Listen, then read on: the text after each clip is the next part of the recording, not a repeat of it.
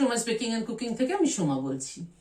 আজ আপনাদের সাথে শেয়ার করছি আলু ফুলকপি দিয়ে রুই মাছের ঝোল। শীতকালে কিন্তু এই আলু ফুলকপি দিয়ে রুই মাছের ঝোলটা আমাদের সবারই খুব প্রিয়, সবাই বানিয়ে থাকি। কিন্তু আজকে আমি কোনো জিরের গুঁড়ো ধনের গুঁড়ো ব্যবহার না করে মশলার একটা অন্যরকম ব্যবহার করে ঝোলটা করেছি। মেনলি দই এবং কিশমিশ বাটা দিয়ে করেছি। দইয়ের সাথে আরো কি কি মশলা অ্যাড করলাম চলুন তাহলে ভিডিওটা দেখতে থাকি। এখানে 4 পিস রুই মাছ নিয়েছি। হাফ চামচ মতো নুন ছড়িয়ে দিলাম, হাফ চামচ হলুদ ছড়িয়ে দিলাম। নুন হলুদ দিয়ে মাছটাকে মাখিয়ে নিচ্ছি।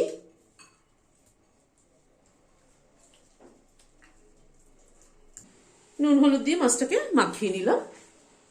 এখানে একটা ফুলকপি নিয়েছি, ফুলকপিটাকে কেটে নিচ্ছি। এই শীতের দিনে দেখবেন ফুলকপি দিয়ে মানে আলু ফুলকপি দিয়ে রুই মাছের ঝোল খাওয়ার কিন্তু মজাই আলাদা।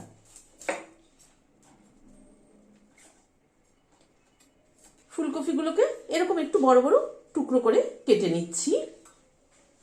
ফুলকপিটা এরকম বড় বড় করে কেটে নিলাম আর একটা আলু কেটে নিলাম। এখানে 3 টেবিল চামচ মতো দই নিয়েছি।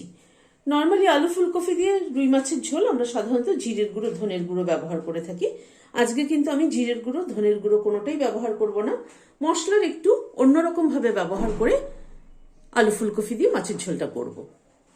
দইয়ের মধ্যে আদা বাটা দিলাম 1 চামচ, 2টো কাঁচা লঙ্কা বেটে দিয়েছি। শুকনো লঙ্কা গুঁড়ো ব্যবহার করার থেকে কিন্তু আমি কাঁচা লঙ্কা বাটাটাকেই বেশি প্রেফার করি, সেটা কিন্তু খাওয়াও পেটের পক্ষে ভালো শুকনো লঙ্কার থেকে। 1 চামচ মৌরি গুঁড়ো দিলাম। সব মশলাগুলোকে দইয়ের সাথে ভালো করে মিশিয়ে নিচ্ছি।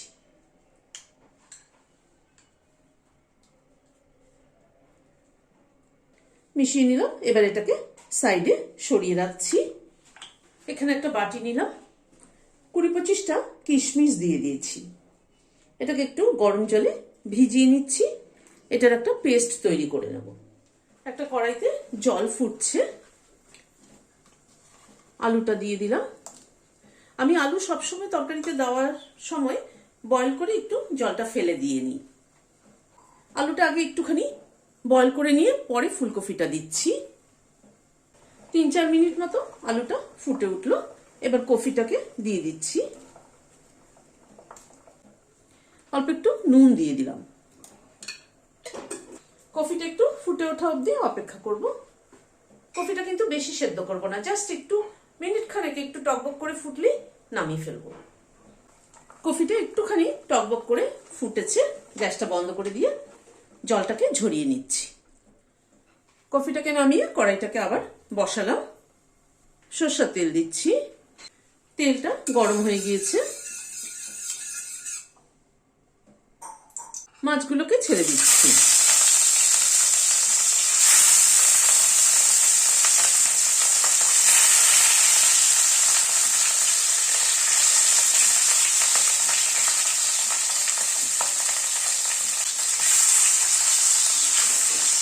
মাছগুলোকে উল্টে পাল্টে ভেজে নিচ্ছি।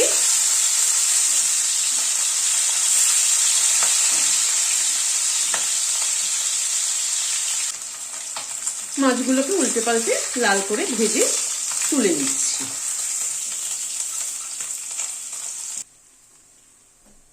এবার ওই তেলে আলু আর ফুলকপিটাকে ভেজে নেব। প্রথমে একটু আলুটা দিয়ে দিলাম।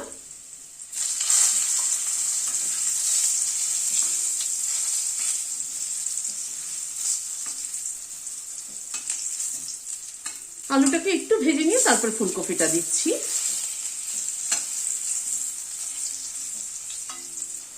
আলুটাকে একটুখানি নাড়াচাড়া করে নিয়ে এবার ফুলকপিটাকে দিয়ে দিচ্ছি।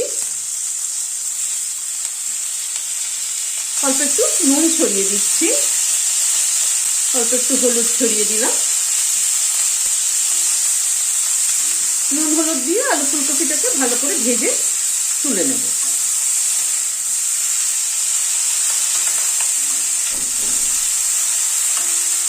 ফুলকপি মাছের ঝোলি দেওয়া হোক আর ফুলকপির তরকারি করা হোক, যে কোনো ক্ষেত্রেই কিন্তু ফুলকপিটাকে ভালো মতো ভেজে নিতে হয় লাল করে, তাহলে তরকারি টেস্ট হয়।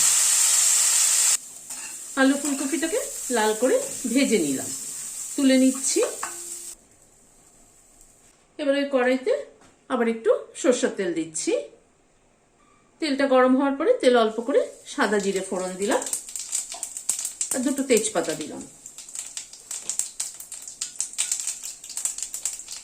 দই দিয়ে যে মশলাটা করে রেখেছিলাম সেটা ভালো মতো ফেটিয়ে নিয়ে দিয়ে দিলাম। গ্যাসের ফ্লেমটাকে একদম কমিয়ে দিয়ে দইটাকে খুব ভালো করে নাড়তে হবে।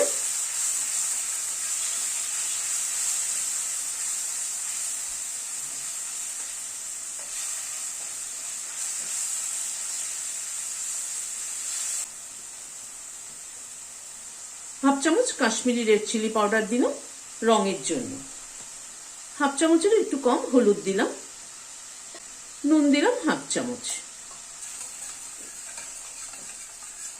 সব দিয়ে মশলাটাকে আবার একটু কষিয়ে নিচ্ছি। মশলা বলতে এখানে কিন্তু মেইনলি দইটা আর সাথে একটু আদা বাটা কাঁচা লঙ্কা বাটা যত সামান্য রয়েছে, আর কিন্তু কোনো মশলাই সেভাবে এটার মধ্যে আমি ব্যবহার করিনি।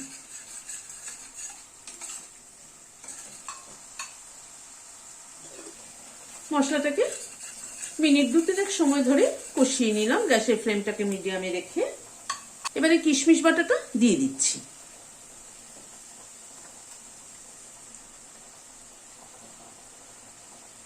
কিশমিশ বাটাটা দিয়ে আবার একটু নাড়াচাড়া করে নিচ্ছি।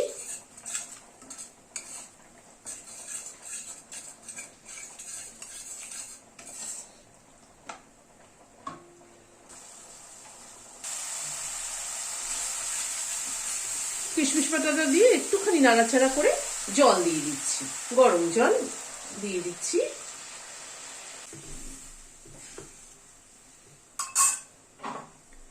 আলু ফুলকপিটা দিয়ে দিলাম।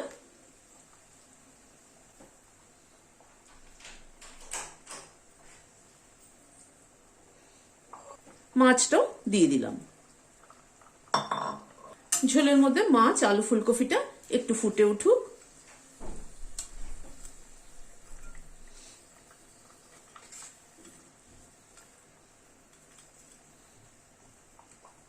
একটুখানি ঢেকে দিচ্ছি, গ্যাসের ফ্লেমটাকে মিডিয়ামে করে দিচ্ছি। মিনিট 3-4 মতো ফুটলো, ঢাকনাটাকে খুললাম।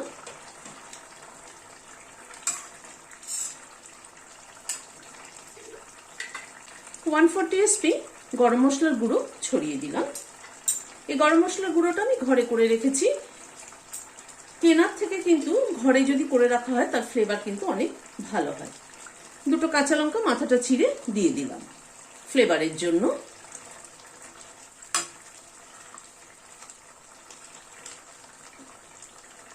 এবার গ্যাসের ফ্লেমটাকে বন্ধ করে দিয়ে ঢেকে দিচ্ছি স্ট্যান্ডিং টাইম 5 মিনিট।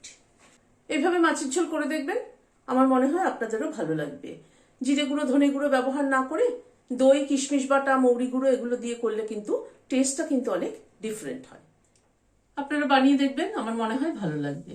ভালো লাগলে একটা লাইক এবং সাবস্ক্রাইব করার অনুরোধ রইল। আজ তাহলে এখানে শেষ করছি, দেখা হচ্ছে পরবর্তী ভিডিওতে। নমস্কার।